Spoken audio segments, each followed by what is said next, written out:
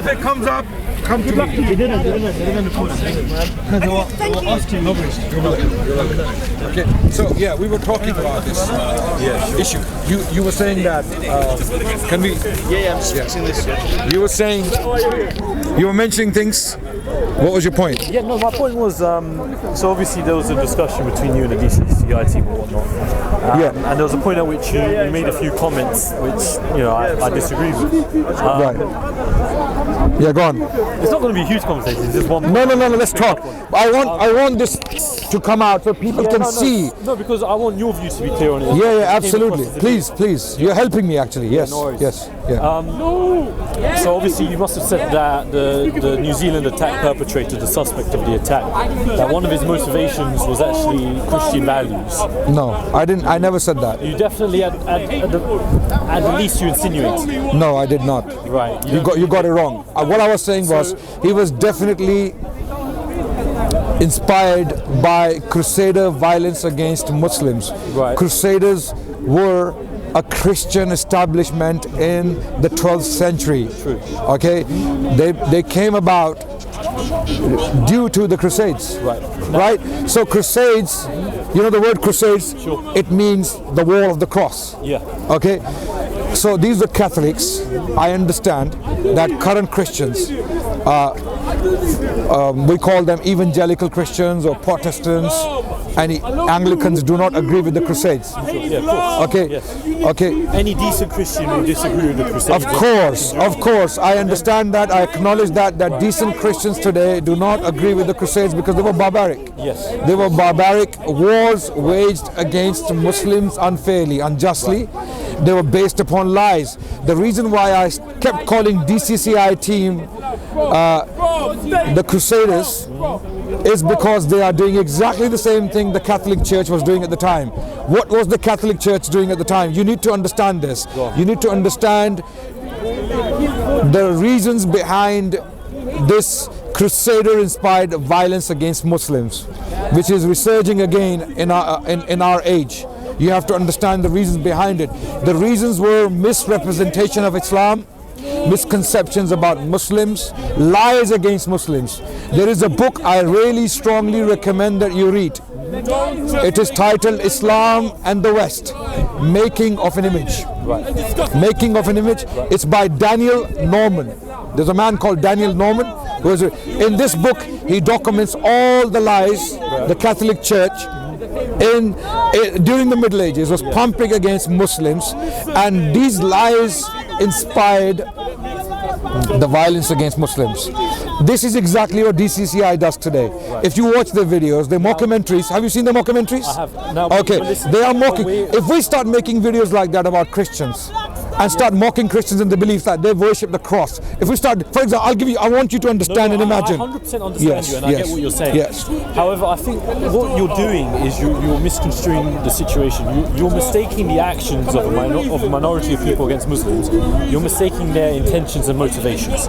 You're saying that their main motivations are what? What are you saying? Of DCCI in particular. DCCI. Let's say I'm talking about DCCI. New Zealand attack, for example. Yeah. What do you personally believe his main motivation was? Because from that conversation, the way it came across, his main motivations were to kill Muslims. Right. Okay. But that's what he did. Okay. That was his action. What do you believe was his motivation? His motivation was hatred against Muslims, inspired by historic events. Right. Because his gun says it all. His gun had dates, names, and references. Right, okay. This is a psychopath who has studied history and has come to conclude certain things from history, and then he put those conclusions into action by killing Muslims. Right. And what were those conclusions?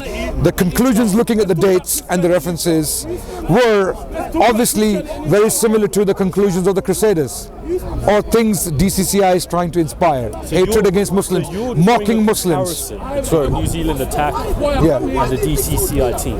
Absolutely. The only difference is they are non-violent, They are non-violent. One of the The only difference, yes, 100%. I said the only difference is they are non-violent, and the New Zealand attacker was violent. Do you genuinely believe that they harbour the same kind of genuine hatred inside of them for Muslims that the attacker did? Do you genuinely believe that? I believe they hate the Muslims more than the attacker, possibly. I'll tell you why. Ask me why. Ask me why. Okay. They curse our Prophet on daily basis. DCCI people, they call him all sorts of things. They did that today in front of you. They cursed a noble man, a man who taught nothing but morality, a man who taught nothing but taking care of orphans, widows, the poor, the needy. Your parents, they called him that word. You said he was earlier. No, I didn't say that. You were saying. Are you hearing things? Are you hearing things? Did you? It's clear that people like yourself hear things selectively. Okay. No. You hear things selectively. In England in the 17th century. I said by your standard, by your reasoning. Did you hear me? Yeah. When I said by your reasoning, all people before the 19th century were pedophiles. Yeah, this is what I said. Correct. Right? If you By your have standard. sexual relations with a child, you're a pedophile. That transcends through time. No, it doesn't. Yes, it doesn't. Yes, it does. What is a child? Okay, good. Now I'm going to shift this to. What is morally? What is a child? What is a child? Do you know what is a child? What is a child? Can I make my point first, and then you can? Let's wait. I like to talk. You said anyone having sex with a child is that timelessly, is a pedophile timelessly. You said that, right? You said that. These are your words. Okay, we're gonna go and see what a child is. Okay, I agree with you. I agree with you 100%. What you said there is definitely the truth. Anyone having sex with a child is a pedophile. Yes. What is a child? What is a child? Google. Dictionary, child, a young human being below the age of puberty or below the legal age of majority. Do you agree with that? Yeah. Do you agree with that? Okay. Now we will use the same search engine and we will search puberty. Okay.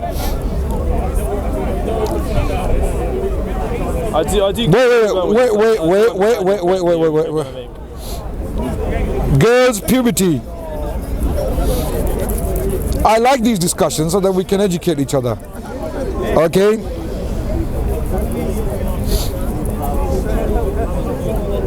I will go to NHS. National Health Service. What is it? National Health Service. Puberty. According to the NHS website, when do girls reach puberty? Do you know? It says 8 to 14. It says 8 to 14. Okay. So a child is someone who has not yet reached the age of puberty. Okay, you agree with that, right? You agree with that?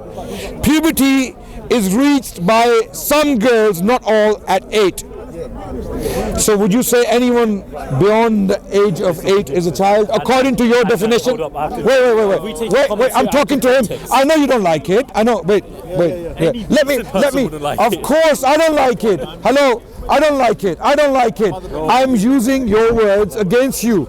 Right? You said a child. Anyone having sex with a child is a pedophile. I agree 100%. Who is a child? We checked online. A child is someone who has not yet reached the age of puberty.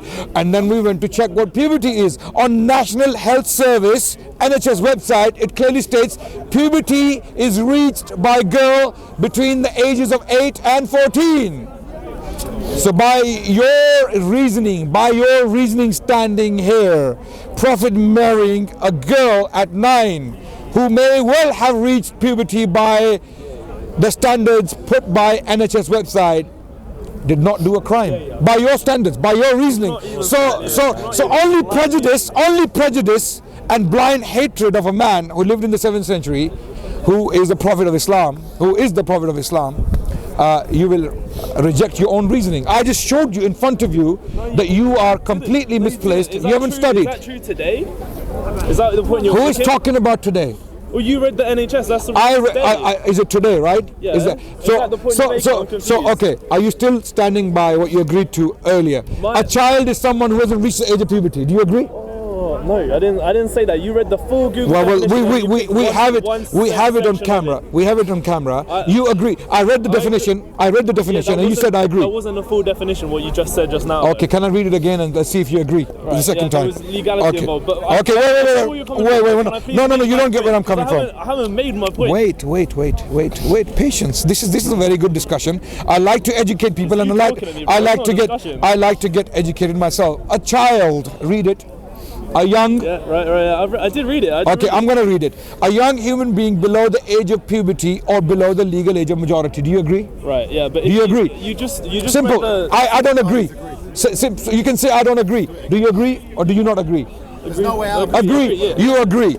You agree with this definition. And when we checked puberty, by your agreement to or with this definition, anyone below the age of 8 is a child by that definition. Okay, anyone above the age of 8 or 9 or 10 or 11, depending on when puberty is reached, cannot be by your definition regarded as a child.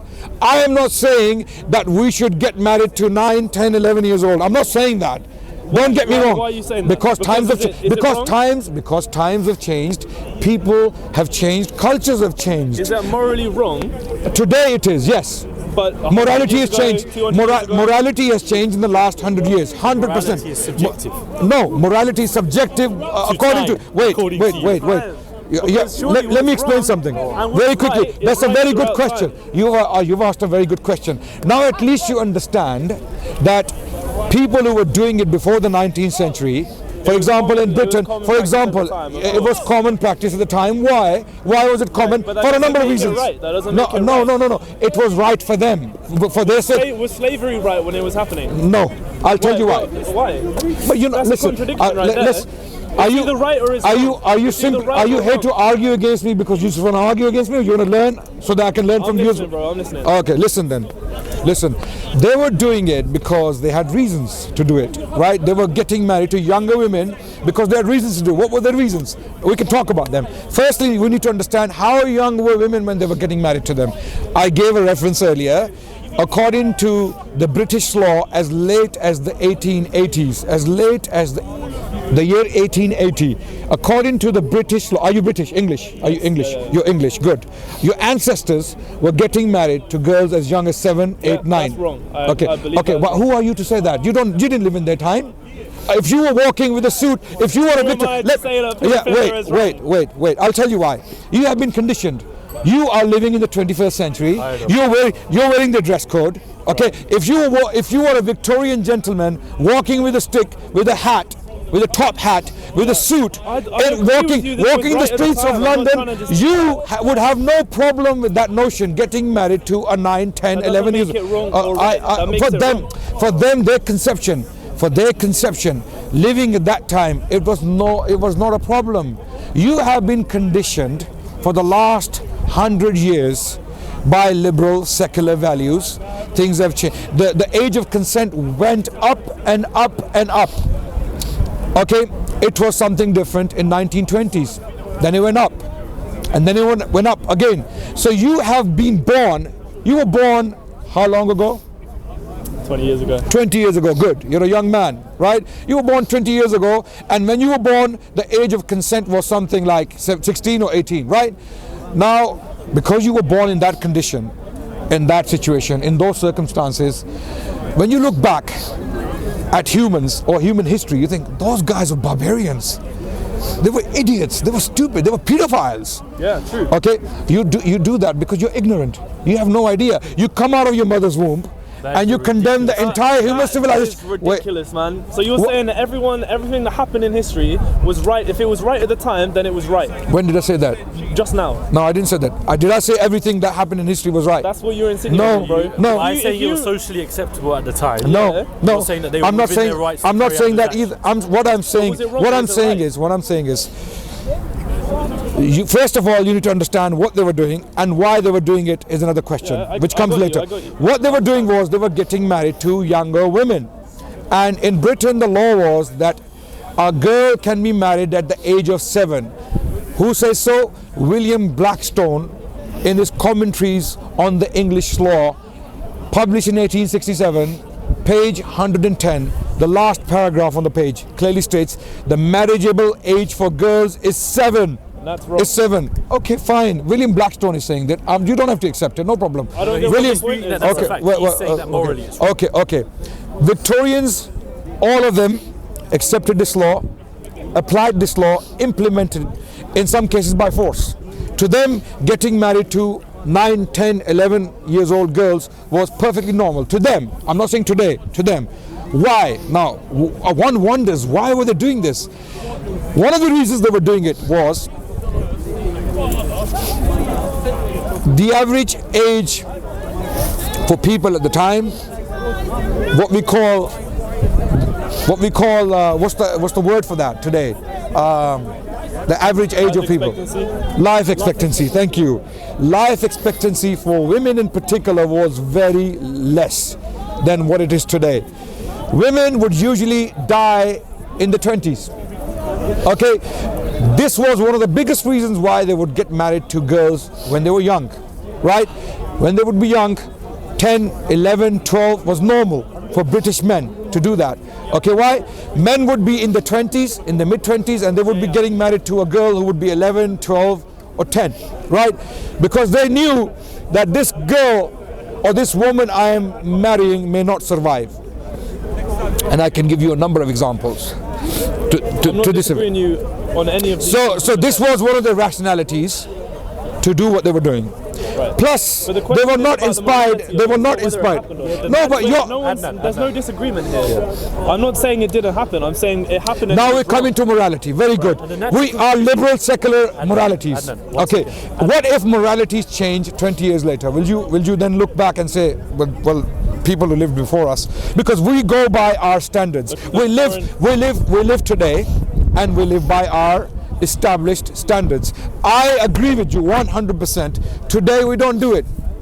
I have daughters. I would never get them married at 12, 13, 14. Never. You know why? Because we don't that. Not that because people. No. Wait. No. You're not. Listen to me carefully. No, don't put words in my mouth. You know. I believe a girl may reach puberty or marriageable age at 13, 14. I believe that. But that doesn't mean that she should get married at that age. Wait. No. Yes, possible. It's possible. You know, in Britain today, are you aware, in Britain today, girls as young as 9 and 10 and 11 are having sex in parks on weekends? Are you aware? It's disgusting, of course. Of course, we agree. Do you know it's happening today? Yeah. Today's Sunday, yesterday was Saturday. I can tell you with confidence, hundreds of thousands, if not, look, no, I'm not going to go to that number. No, I would say easily hundreds right. throughout Britain, right. From the northernmost tip of Scotland to the southernmost point of Britain.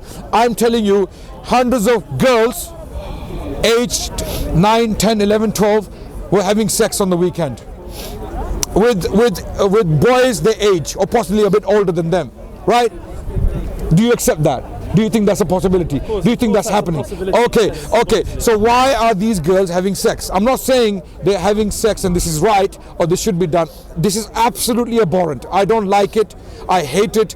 It is immoral. It is wrong. It's very clear. It's wrong. Because today. No. For their time, for their standards, for their culture, for their circumstances, it was perfectly right. It was moral. It was definitely moral for them to do so because of life expectancy, because of the other issues they had. It was culturally the norm. They didn't see it. Let me tell you something very quickly. No one argued about it. It wasn't an issue. I'll tell you why. As with slavery. No. The vast majority. You're wrong about this. You don't know what you're talking about. Slavery in the 17th century. In the 17th century, people like William Wilberforce and others were fighting.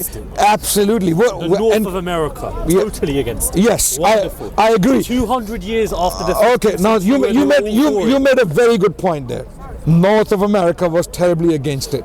Was the North of America at the time terribly against the age of consent for girls? Morality. Pin drop silence. No. Pin drop silence. You know thinking why? to word it. You know why? Morality. You don't know what you're talking about. I know exactly you have what no you're talking idea what you're talking about. History is a very interesting subject. It doesn't work in blacks and whites. It doesn't work in black and white. It works with nuances. Yes, there are nuances. Morality No, they did not agree with you. For them, it was perfectly fine. It was not like the question of slavery. Your morality is conditioned. You are a Christian, right? Yes. You're a Christian. Your morality, your current morality, is conditioned by liberal secular values. If you were a Christian living in Britain in the 19th century or in the 18th century, you would be getting married to a girl who was 7, 8, 9. You. What's your name? No one needs to know my name. Okay. I'll call you Joe. Joe. Jatinder. I'll call you Joe. Joe, a Christian living in the 19th century in Britain, would be happily getting married to a 10 years old or a 9-year-old girl. Okay, and that would be no. For them, it was not immoral. It was not like slavery. They knew. We are disagreeing on something fundamental, and we're not getting to the bottom of it. Our point is that morality is trans. Are you Christian as well? No, you're not a Christian. I'm not religious. Are you an atheist? No. Agnostic. Yeah. Are you agnostic? Yeah, I suppose. Okay. Something is wrong or right throughout time. No, it's not. It doesn't work like that. And you can pinpoint something that's something that you can decide is wrong or right. It doesn't work like that. At the time, it can be considered differently, but ultimately, something is either just or unjust. It's I'll ask you, right. as an agnostic, you're saying something that's wrong is wrong throughout time. Okay. Do you think having sex with animals is wrong today? Tell me clearly. Yes.